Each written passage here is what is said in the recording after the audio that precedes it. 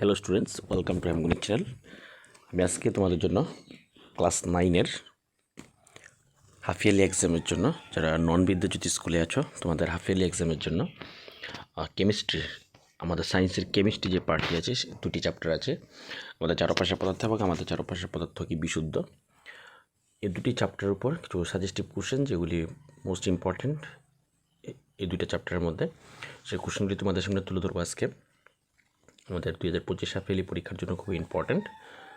তোমরা এই কোশ্চেনগুলি দেখে নেবে এবং আমি প্রথমেই বেঙ্গলি ভার্সনের কোশ্চেনগুলি রেখেছি এবং পরবর্তীতে যারা ইংলিশ ভার্সনে আছো, ইংলিশ ভার্সনে পরীক্ষা দেবে, অর্থাৎ ইংলিশ মিডিয়াম স্কুলে যারা আছো তাদের জন্য আমরা পরবর্তীতে ইংলিশ ভার্সনের কোশ্চেনটি আমরা রেখেছি। তোমরা ভিডিওর শেষের দিকে ইংলিশ ভার্সনের কোশ্চেনগুলি তোমরা দেখে নেবে। আমাদের আমগুলি চ্যানেলের ক্লাসগুলি যদি তোমাদের ভালো লেগে থাকে, অবশ্যই চ্যানেলটিকে লাইক এবং শেয়ার করে দেবে, এবং যদি এখনও সাবস্ক্রাইব করে না থাকে অবশ্যই সাবস্ক্রাইব করে পাশে থাকবে পরবর্তী আরও নতুন নতুন ভিডিও পাওয়ার জন্য। তো চলো শুরু করতে চাইছি। আজকে আমাদের প্রথম যে চ্যাপ্টারটি আছে, ফার্স্ট চ্যাপ্টার, আমাদের সায়েন্সের কেমিস্ট্রি পার্টের মধ্যে প্রথম চ্যাপ্টার, পদার্থ কাকে বলে, ভরের এসআই একক লিখো, ঘনত্ব কাকে বলে, পঞ্চতত্ত্বের উপাদানগুলি কী কী, ব্যাপন কাকে বলে। এখানে স্পেলিংটি কিছু মিস্টেক হতে পারে, তোমরা দেখে আমি ভয়েস দিয়ে দিচ্ছি, তোমরা লিখে নেবে। এটা ব্যাপন হবে।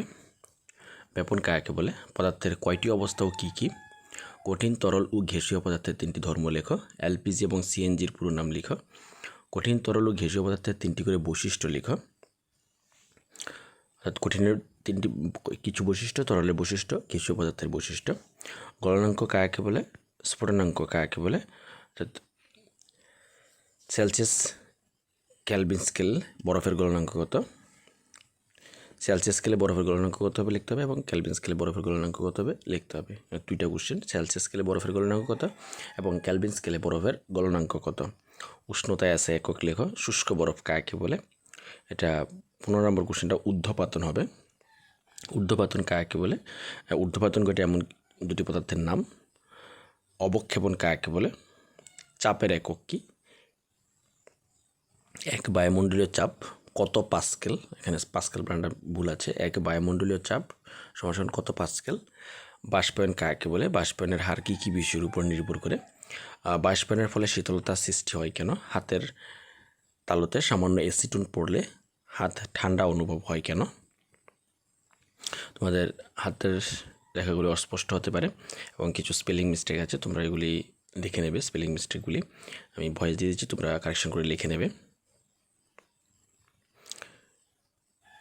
তারপরে গ্রীষ্মকালে আমরা সুতির কাপড় পরিধান করি কেন, বরফ শীতলপূর্ণ একটি গ্লাসের বাইরের দিকে বিন্দু বিন্দু জল দেখা যায় কেন। গ্রীষ্মকালে মাটির কলসিতে রাখা জল কীভাবে ঠান্ডা হয়। গরম চা বা দুধ কাপের তুলনায় প্লেটে ঢেলে সহজে চুমু দিয়ে পান করা যায় কেন, সহজ কেন হবে এটা। সেলসিয়াস উষ্ণতাকে ক্যালভিন স্কেলে রূপান্তর করতে হলে 273 যোগ করতে হয়। তোমরা এই লাইনটা তোমরা দেখে রাখবে, কারণ এটা থেকে সেলসিয়াস থেকে ক্যালভিন স্কেলে রূপান্তর, তারপরে ক্যালভিন স্কেল থেকে সেলসিয়াস স্কেলে রূপান্তর কিন্তু আসে। তো এই দুইটা লাইন কিন্তু এখানে নোট দিয়ে তোমরা লিখে রাখবে। সেলসিয়াস উষ্ণতাকে ক্যালভিন স্কেলে রূপান্তর করতে গেলে 273 যোগ করতে হবে, এবং ক্যালভিন স্কেল থেকে যখন সেলসিয়াস স্কেলে রূপান্তর করব তখন 273 মাইনাস করতে হবে। তোমাদের এই ধরনের কোশ্চেন টেক্সট বুকে আছে, যেমন ধরো 250 ডিগ্রিকে ক্যালভিন স্কেলে রূপান্তর করো, 125 ডিগ্রিকে ক্যালভিন স্কেলে রূপান্তর করো, 573 ক্যালভিনকে সেলসিয়াস স্কেলে রূপান্তর করো।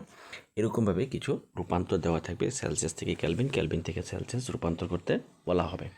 তো এগুলি কিন্তু আসে পরীক্ষাতে, তোমরা এগুলি টেক্সট বুকে যে কোশ্চেন আছে তোমাদের দেখে নেবে। পাশাপাশি এই কোশ্চেনের পাশাপাশি তোমাদের যে অনুশীলনী কোশ্চেনগুলি আছে, সেই অনুশীলনী কোশ্চেনগুলি তোমরা দেখে নেবে। পদার্থের ধর্মগুলি কী কী এগুলি আছে, পদার্থের ধর্মগুলি দেখে নেবে। তারপরে তোমাদের আরও টেক্সট বুকের মধ্যে আরও কয়েকটি অনুশীলনী কোশ্চেন রয়ে গেছে, এগুলি তোমরা দেখে নেবে। এবং পাশাপাশি তোমাদের প্রিভিয়াস ইয়ারের যে কোশ্চেনগুলি আছে 23, 22, 23, 24 এবং 24-25 সালে যে হাফ ইয়ারলি এক্সামের যে কোশ্চেনগুলি আছে, 3টা কোশ্চেনের যে সমস্ত কোশ্চেনগুলি এসেছে, 1 মার্কস, 2 মার্কস, 4 মার্কস, 3 মার্কস, যে সমস্ত কোশ্চেনগুলি এসেছে, প্রত্যেকটা কোশ্চেন কিন্তু তোমরা এগুলির সাথে অ্যাড করবে। আমরা যে কোশ্চেনগুলি রেখেছি এই কোশ্চেনগুলির সাথে অ্যাড করবে, তাহলে তোমাদের পরীক্ষাটা অনেকটা ইজি মনে হবে এবং কোশ্চেনগুলি অনেকটাই কমন পেয়ে যাবে। তোমরা কিন্তু প্রিভিয়াস ইয়ারের কোশ্চেনগুলি অবশ্যই এই কোশ্চেনগুলির সাথে রাখবে, আমাদের প্লেলিস্ট ক্লাস 9-এর প্লেলিস্টে গিয়ে তোমরা প্রিভিয়াস ইয়ার কোশ্চেনগুলি পেয়ে যাবে, তোমরা দেখে নেবে প্রিভিয়াস ইয়ার কোশ্চেনগুলি। তারপর আমরা সেকেন্ড চ্যাপ্টারের মধ্যে বিশুদ্ধ পদার্থ কাকে বলে,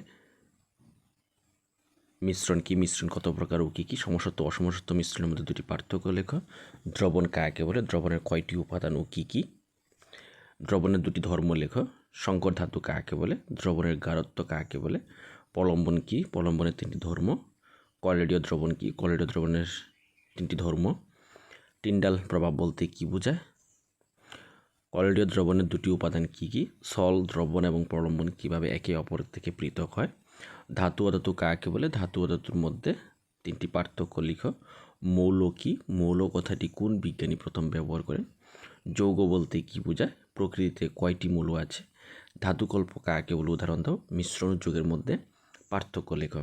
তো এই হলো আমাদের বেঙ্গলি ভার্সনের প্রথম কেমিস্ট্রি দুটি চ্যাপ্টারের মধ্যে ইম্পর্টেন্ট কোশ্চেনগুলি আমরা তুলে ধরলাম। পরবর্তীতে আমাদের ইংলিশ ভার্সনের জন্য যারা আছো, ইংলিশ মিডিয়ামে যারা পড়ছো, তাদের জন্য ইংলিশ ভার্সনের কোশ্চেনগুলি, এটা চ্যাপ্টার 2-এর ইংলিশ ভার্সনের কোশ্চেনগুলি আমরা চ্যাপ্টার 1-এর কোশ্চেনগুলি এখনও রেডি করতে পারিনি, তোমরা পরবর্তীতে আমরা রেডি করে নিয়ে আসবো। এ হলো আমাদের ইংলিশ ভার্সনে যে কোশ্চেনগুলি আছে চ্যাপ্টার 2-এর, তোমরা এগুলি দেখে নেবে। ইম্পর্টেন্ট কোশ্চেন আমরা প্রথমেই বেঙ্গলি ভার্সনের কোশ্চেনগুলি দিচ্ছি, তারপরে যারা ইংলিশ মিডিয়ামে আছো তোমাদের জন্য এই কোশ্চেনগুলি তোমরা এগুলি দেখে নেবে। তো আমাদের এমগুলি চ্যানেলের ক্লাসগুলি যদি ভালো লেগে থাকে অবশ্যই লাইক এবং শেয়ার করবে এবং সাবস্ক্রাইব করে পাশে থাকবে। এবং আমাদের বেঙ্গলি ভার্সনের যে কোশ্চেনগুলি দিয়েছি এগুলি স্পেলিং কিছুটা মিস্টেক হতে পারে, ভুল হয়েছে, তোমরা এগুলি দেখে নেবে। খুব তাড়াহুড়া করে সাজেশনটা দেওয়ার চেষ্টা করেছিলাম, তাই লেখাগুলি হয়তো বা কিছুটা প্রবলেম হয়েছে, তোমরা এগুলি কারেকশন করে নেবে। আমি ভয়েস দিয়ে দিয়েছি, তোমরা সেই অনুসারে তোমরা কারেকশন করে নেবে। Thank you.